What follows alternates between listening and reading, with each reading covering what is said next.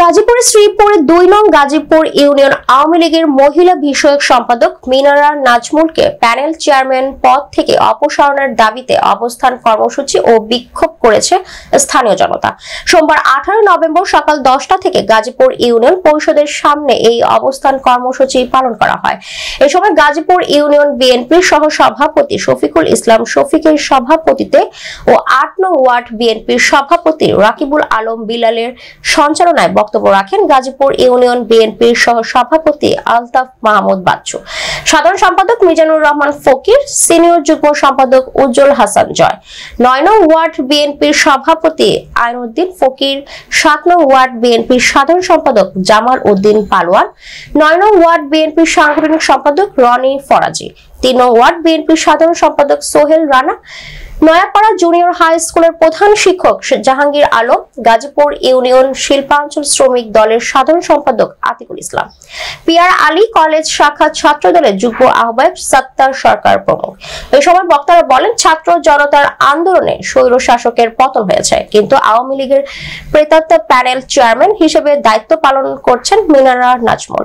জনপ্রতিনিধি হয়েছেন। এই আওয়ামী লীগের দোসরদের অতি শীঘ্রই অপসারণ করতে হবে এবং যারা ১৭ বছর নির্যাতিত নিষ্পেষিত হয়েছেন তাদেরকে মূল্যায়ন করতে হবে। মিনারা নাজমুলকে প্যানেল চেয়ারম্যান থেকে অপসারণ না করা পর্যন্ত এই কর্মসূচি অব্যাহত থাকবে বলে জানিয়েছেন তারা।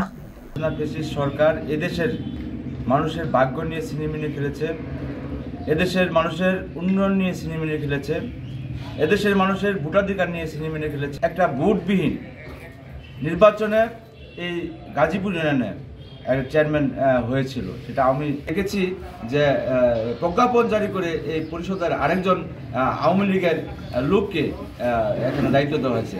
আমি ওনার পরিচয়টা দিচ্ছি, উনি হলো মিনারা নাজমুল।